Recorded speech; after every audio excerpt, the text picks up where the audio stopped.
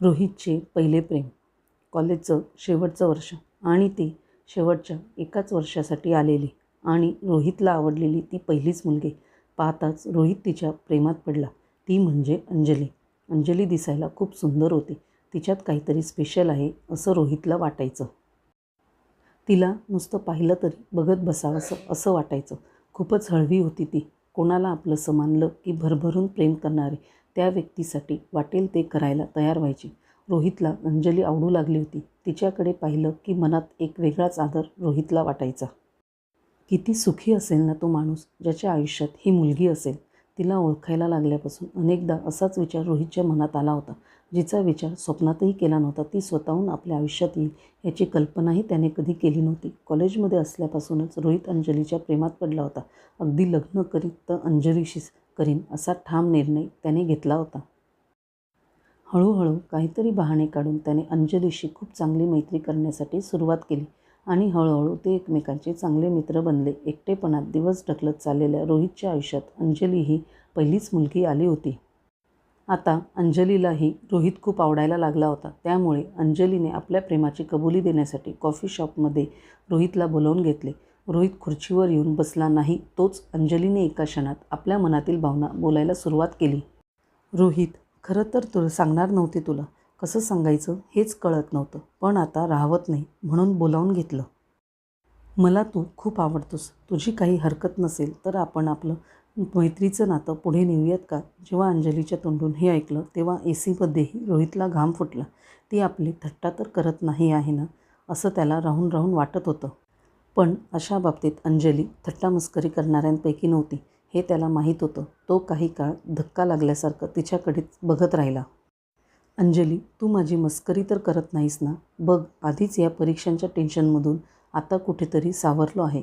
त्यात तू अशी माझी मस्करी करशील तर मी पुन्हा कोमात जाईल.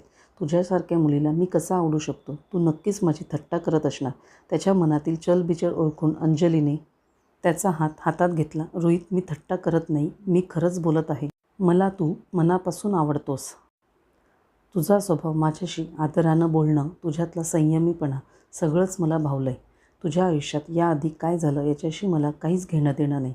आपण नव्याने सुरुवात करू. मी आयुष्यभर तुझी साथ द्यायला तयार आहे. अंजलीने अगदी ठामपणे त्याला सांगितलं. किती आत्मविश्वासाने तिचा हात घट्ट पकडला होता. पण रोहितने सुद्धा क्षणाचाही विलंब न करता त्याने होकार दिला.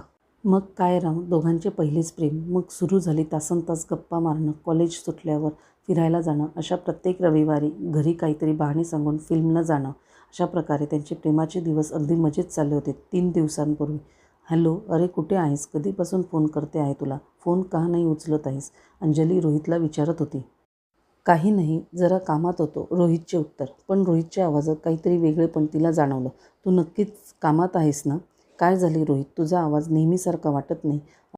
अगं सांगितलं ना, कामात होतो. रोहित, मी तुला खूप आधीपासून ओळखते. तुझ्या साध्या आवाजावरूनच मी सांगू शकते की तुझं काहीतरी बिनसलंय. असं काही नाही आणि प्लीज असं सारखं विचारत बसून मला इरिटेट बिलकुल करू नकोस. त्याचं शेवटचं वाक्य अंजलीला खूप लागलं. अंजलीचे 21 मिस कॉल होते, मेसेजही होते. पण त्याने ते न वाचताच त्याने फोन टेबलवर ठेवला आणि अंघोळीला निघून गेला. अंजली चांगलीच गोंधळून गेली होती. रोज सकाळी व्हिडिओ कॉल करणाऱ्या रोहितने फोनही केला नव्हता. असं वागण्याचा त्याचा दुसरा दिवस होता. काय चाललंय तिला काहीच कळत नव्हतं. आठवड्यापूर्वी तर रोहितने लग्नाचा विषय काढला होता. मला कुशीत घेऊन कुरवाळत होता. लग्नात असं करू तसं करू म्हणत होता. मग आता असा का वागतोय तो? याने माझा फक्त त्या गोष्टीसाठी तर वापर केला नाही ना? असं खूप साऱ्या प्रश्नांनी तिच्या पोटात गोळा आला होता. छी, रोहित फसवाफसवी करणाऱ्या मुलांपैकी नाही.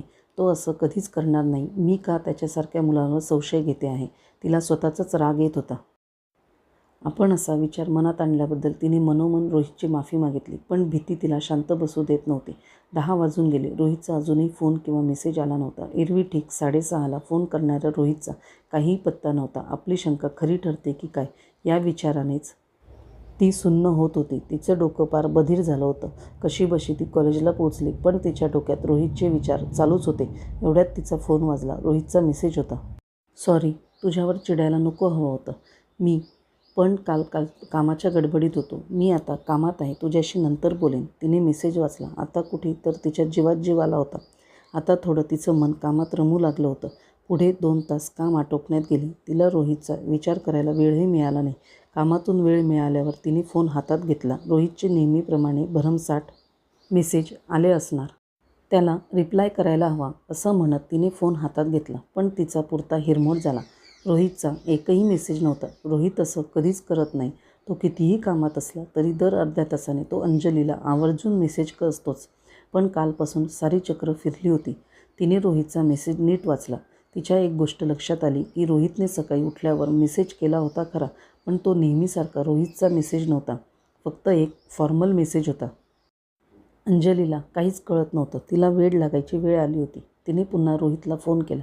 त्याने फोन उचलला, पण तो नीट बोलण्याच्या स्थितीत नव्हता. त्याचा आवाज कालसारखाच होता. रोहित, काय झालं तुला? कालपासून तू असा का वागत आहेस? तुझ्या वागण्याचा मला किती त्रास होतोय. तुला याची काही कल्पना आहे का?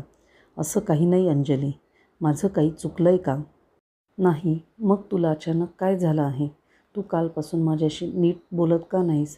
तिच्या या वाक्यावर रोहितने काहीच उत्तर दिलं नाही. रोहित, तू ऐकतोयस ना? मी काहीतरी बोलते. तू उत्तर का देत नाहीस? अंजली. रोहितने पलीकडून दीर्घ श्वास घेतला. बोल. अंजली प्लीज, मला चुकीचं समजू नकोस, पण मला तुझ्यासोबत यापुढे राहता येणार नाही. अंजली, मला माहीत आहे की मी चुकीचं वागतोय, पण मला माफ कर. मला ही रिलेशनशिप पुढे नाही नेता येणार. आपण इथेच थांबलेलं बरं. अंजलीला विश्वासच बसत नव्हता. रोहित, काय बोलतोयस तू? शुद्धीवर आहेस ना? हो, पण माझा नाईलाज आहे. मला नाही राहता येणार तुझ्यासोबत. वाक्य पूर्ण होणार तोच पलीकडून रोहित रडू लागला. पण त्याचं बोलणं बहुधा अंजलीच्या कानावर गेलंच नसावं. अंजलीच्या हातून फोन खाली पडला. ती धक्क्याने जमिनीवर कोसळली. रोहितशी लग्न करण्याचा तिचा विचार पक्का होता. सगळं जुळूनही आलं होतं. दिवाळीत लग्न करण्याचं दोघांचं ठरलं होतं. अचानक असं काही होईल याची कल्पनाही तिला नव्हती. तिला कॉलेजमधल्या एका मैत्रिणीने घरी सोडलं. रात्री उशिरा तिला जाग आली. तिच्या रूममध्ये होती. आई बाजूला बसून होती. उठून बसल्यावर तिचं चित्त थाऱ्यावर यायला तिला बराच वेळ लागला. दुपारी काय झालं ते तिला आठवलं. ती बेडवरून खाली उतरली.